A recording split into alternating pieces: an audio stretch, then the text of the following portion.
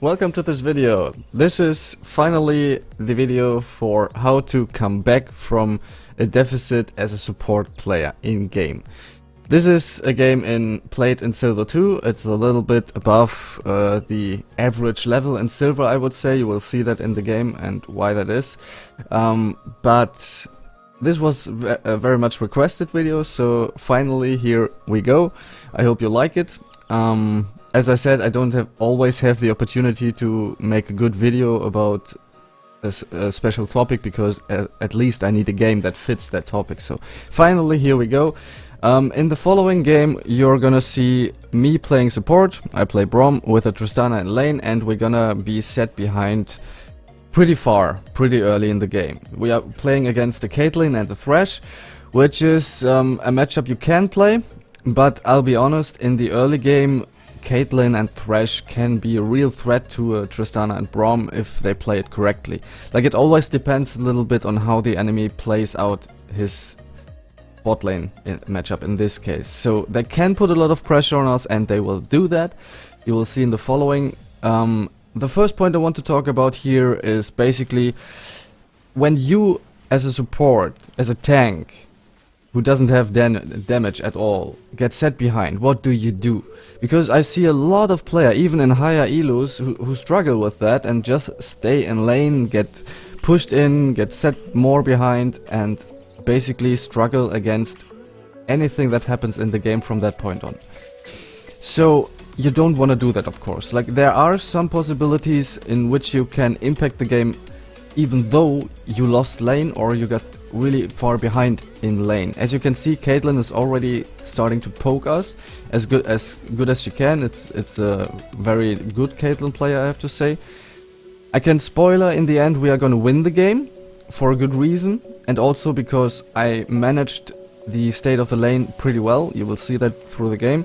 Tristana, on the other hand, did a really good job too, because the Tristana player really understood like what our game plan was from the point where we saw that, okay, we're not gonna win this lane.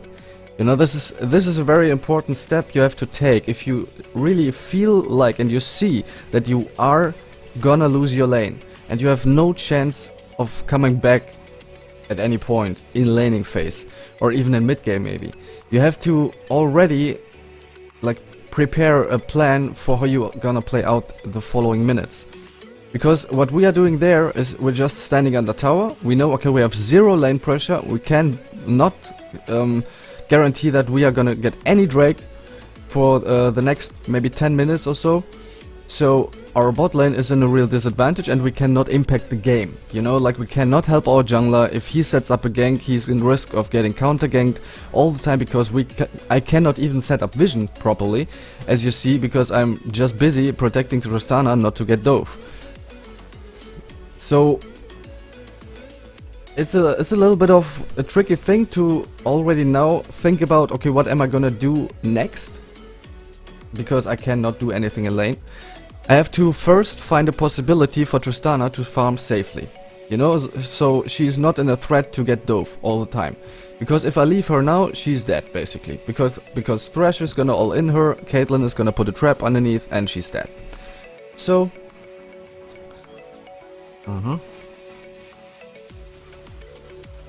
always drink a lot. Keeps you healthy. No, seriously, if you want to make it in League of Legends, you gotta really keep healthy, or be healthy, because it's really a challenging game. But I do a lot of other videos about this topic. Anyways, to come back to this game. I have a good team here, and we are gonna get a big lead over in the top side for in the next like 10 to 15 minutes. You will see that. Sejuani is managing the map pretty well, because Sejuani already is recognizing bot lane cannot do much, so she doesn't pay too much attention to bot lane. And this is basically where I see most of the mistakes happening. If you as a bot lane are in a position where I and my ADC in this game are, please do not call your jungler. Please don't do it. Like, you could argue, but then we have a 2v3 scenario and maybe can get a lane advantage. Yeah, but this is only for the time being when the jungler is there, and it's only once. First, your jungler is in risk of getting counter ganked. Secondly, your jungler cannot help the other lanes that could potentially be winning lanes. Third thing is basically, if the jungler ganks you successfully and you get 1 or 2 kills in bot lane, what you gonna do afterwards? Okay, you got a kill, but this doesn't make the lane any better, you know? Maybe the enemies will pay a little bit more respect, put a little bit more vision down, but they are still ahead in lane, you know? So don't go for that. I go for a greedy play here. I think, hey, I maybe can catch him. Tristana at least sees the opportunity, gets in it, gets out again. So this is something you can do. Like, I sacrificed myself to give our AD carry a kill. Problem is, enemy ADC got a kill too. So not worth it, I would call it, because we could have farmed safely. Tristana, well, she is always happy about a kill, but Caitlyn on the other hand can utilize this kill a lot more, because she has lane dominance. You know, so always consider all options and all consequences of a play you're gonna do at some point in the game. So basically you have to focus a little bit on what the possibilities are to at least guarantee that your ADC won't drop out of the game, basically. Because if I drop out of the game, it's one thing, because I'm basically here for engage, disengage, peel and stuff, and maybe a little bit of map control. That's my job as a supporter in this game.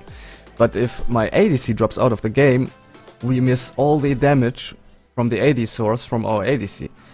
And we have a Veigar mid lane, so if the Tristana is completely out of the game, the enemies can just rush magic resistance, and basically Veigar doesn't have to say anything anymore. So my game plan for now is to come to the solution to this problem. As I said, I have to find a way for Tristana to farm safely, and on the other hand have to find a way for me to impact the rest of the map more effectively, because I cannot impact bot lane, you know? So what you will see soon is we're gonna drop the tier 1 tower in bot lane.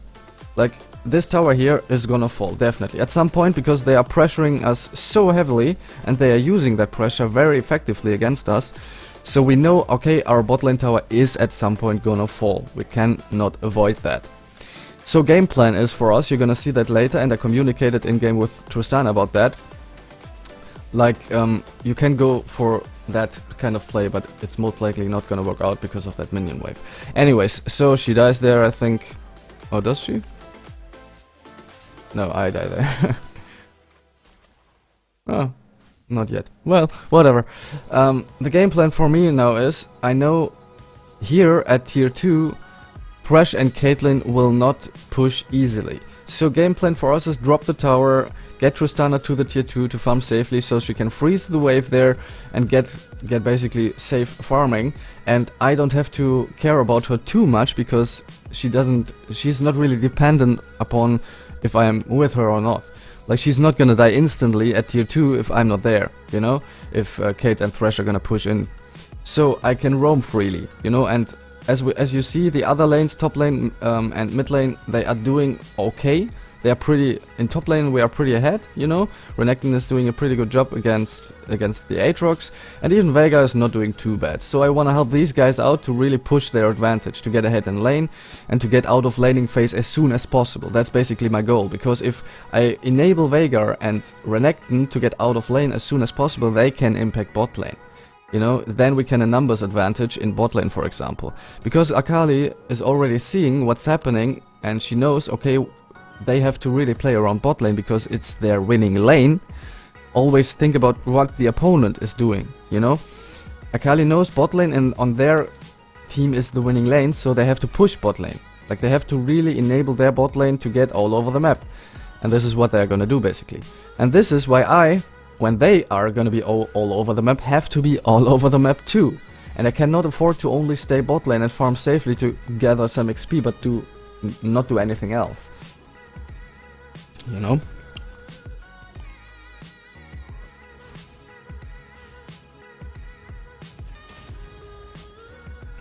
Our other lanes are playing this pretty well, I would say. We're pushing out bot lane because we saw the enemies are resetting, so at least we want to get a plate. Tristana is clearing the pink ward. If you have a sorry, if you have a scenario like this, you know, where you know the enemies are not there and you can get a free plating, please don't clear any pink ward on the way which takes a lot of time, because now we only get one plating and Caitlyn is already there to deny a second one. Maybe you could argue we would have gotten 2 if Tristana wouldn't have cleared that pink ward, but it's anyways, guys, you know, not that big of a deal, but just, yeah, something to remember. As you can see, we know they are back, so we just have to back off, because as I said, and as you saw already, we cannot do a lot.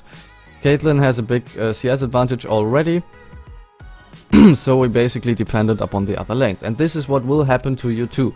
It's not like there is a special recipe or a special law that allows you in any case, at any point of the game, in any situation of the game, to come back as a support. This is not like magic, something like you can do a magic trick and you get back into the game as a support. It has a lot of conditions, since as I already told you, you cannot do too much of carry potential. You don't have too much of carry potential as a support. You know, you're limited to your options a lot by a lot of conditions. So your other lanes at some point have to be able to really take over the game. In any other case, as a support, if you're not just if you're just a tank basically and not a carry support, you cannot do a lot. So for me at this point of the game, as you see, the tower is nearly dead. Top lane, mid lane and jungle become my win condition, which I have to play around. Tristana already knows, okay, I have to stay safe, I have to farm safe, tower's gonna drop, Braum is gonna roam. Like, she's fine with that. Or he's fine with that. So we're gonna see that in the following minutes.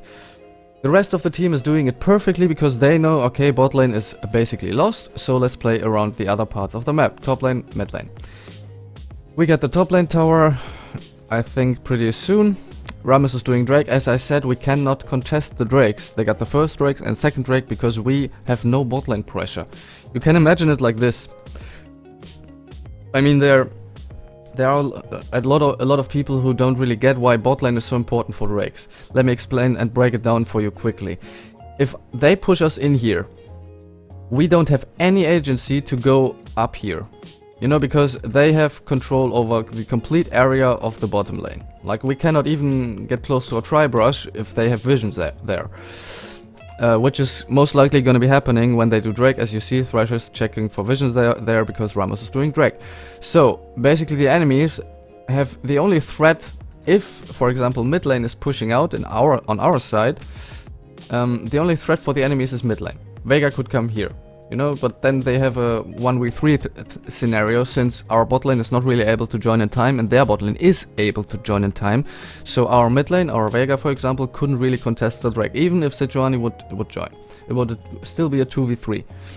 And their bot lane is pretty strong. So there's no way that we are gonna contest that Drake ever, if their bot lane is pressuring us that hard.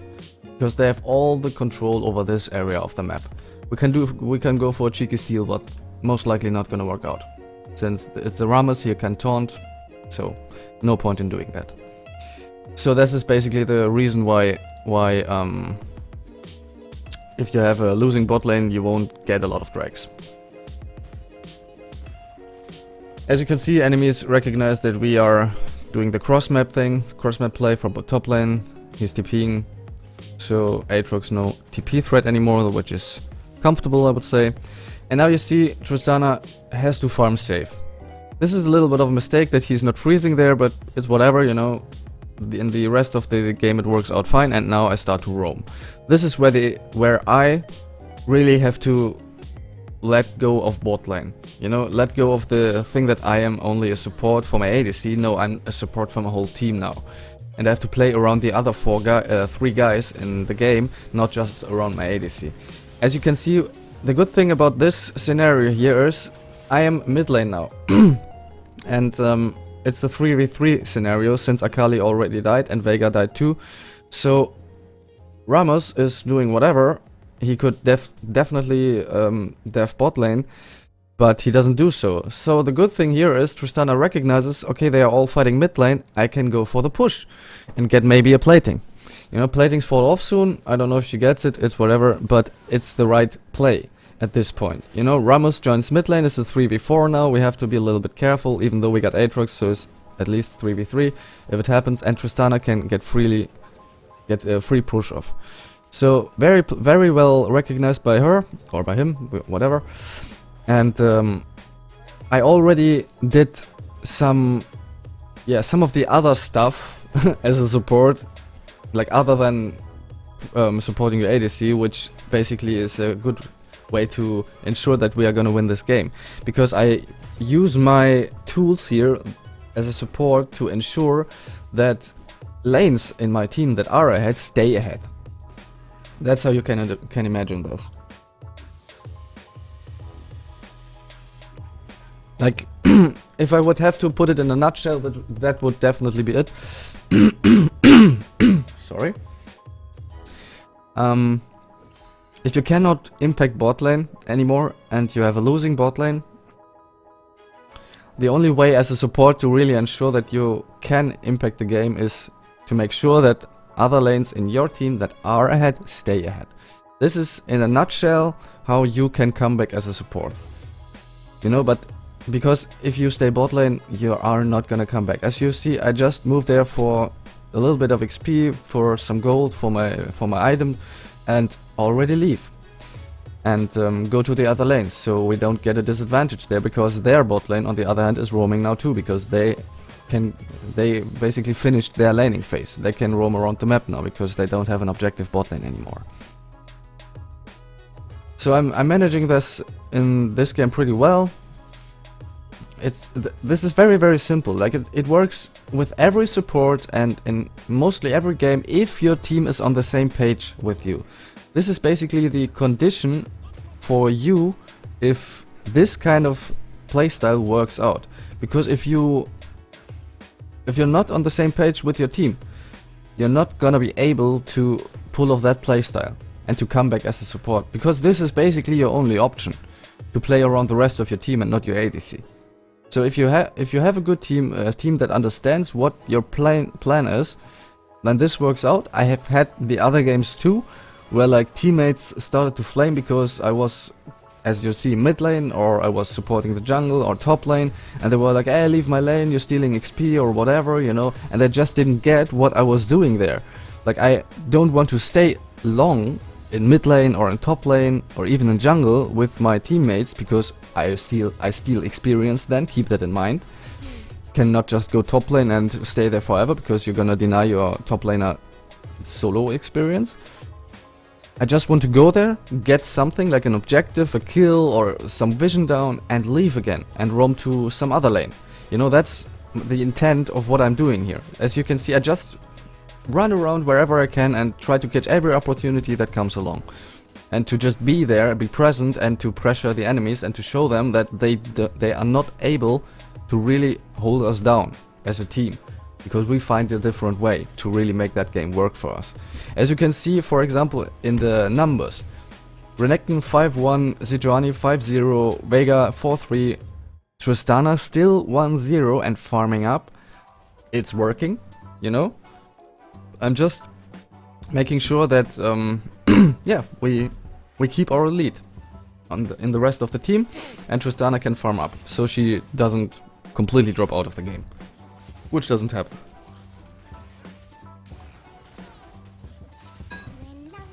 And basically this is the whole thing. Like it's not too complicated, you know. It's not like you can say, okay, we got now a real big playbook about how to come back from the support position. It's really just this thing. If you can rely on your teammates, if you know your team is gonna understand what your plan is, this works out perfectly. As you see, I'm always where the action is, I'm always supporting my team there. Enemies get dragged again, I think now. Even though we get the following drakes afterwards, because we built enough map pressure. So this is how you can imagine the raw style of how to play such a lane. If you are definitely sure you're gonna lose your lane, play for the other lanes. But ensure, this is like the first rule is, ensure that your ADC is really gonna be able to still make his way into mid or late game at some point. For example, in this case, the farming Tristana on bot lane solo worked out perfectly. Like, she's a little bit behind in experience still, but it's okay, I would say. because I think he went for the one or other risky play. Anyways, it works. And you have to basically ensure then afterwards, if you found a solution for your ADC to stay safe and to farm up, then you can really help out the rest of your team. And I mean, you have to be cheeky at some point to like steal some experience from the other lanes, or maybe just go bot lane for some experience to catch up again. Because if you just don't get any experience off of the other lanes, you're gonna drop out of the game. As you can see, I'm a higher level than Tristana because I was staying with my whole team for such a long time. Which isn't perfect, but it was fighting, so I had to stay anyways. You know, so always like weigh out what the best option is for you. Now I joined Tristana again to clear bot side out. And this is the last thing I can talk about here, then we're basically through. Don't want this video to get too long, we're already at 20 minutes. If you see your ADC is doing good, and the enemies are not even trying to touch your ADC again, you can join him back. And use that to build pressure again on the map, to get the map control back. As you see, the enemies were always playing around top jungle or mid lane. Top jungle. Not bottom jungle. They didn't even pay attention to Tristana pushing all the way through. Like, he got this tier 2 tower to 50% by himself, only dying once. So I recognize that. I say, okay, easy objective bot lane, let's just push through, go base, take the free objective and get Tristana further ahead. Because she gets the tower gold, she gets the free CS, she gets the free lane now, because we still have our tier 2 bot lane and they don't. So clear win condition for us now is to go into a good position, like find a really good setup where we can basically close out the game. Because now the game is in our control, we have the map pressure, our solo laners are far ahead, even though their Akali is doing okay too, down in CS still, but okay I would say. Caitlyn is the only real threat, I would say. If Rammus finds a good engage, like a good pick, Caitlyn together with Rammus and Thresh can be a real threat from this point on in the game, but yeah. It's basically about it. You know, there's not a lot more I can tell you about how to come back from a losing lane as a support, because now we are approaching mid to late game and laning phase is over. So as you can see, the enemies, last thing they want to do is really just push out tier 2, because we got their tier 2 too. Tristana should be able to hold this because she got enough items now. Yeah, and at least, as you can see, it works out. You know, because Tristana is at the point where she's strong enough to really contest Caitlyn now, and they both get killed, so game is in our control, in our hands, and we are gonna be able to finish it. We're gonna win it in the end. And if you have any questions, anything I left unanswered, for example, please post in comments below. I will do my best to answer any question. This is about it. You know, I hope you like my explanation. I hope you like the gameplay. Of course, you don't always have a perfect team to pull that off. What I did in this game, you need a good team to do that. It's not that if you have a top lane and mid lane troll, this is not going to work. Definitely not 100%. You're going to fail with that strategy.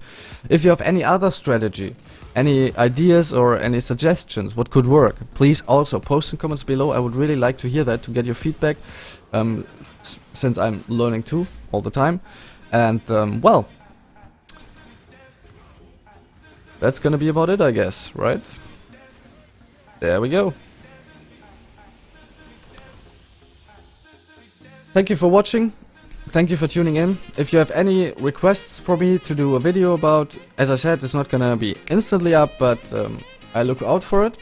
Just post in comments. If you like my stuff, please subscribe, hit that like button, of course. You know it's important for YouTubers, and I'm just starting out on YouTube, so for me it's even more important. And have a good day, or have a good night from wherever and whenever you're watching. Take care.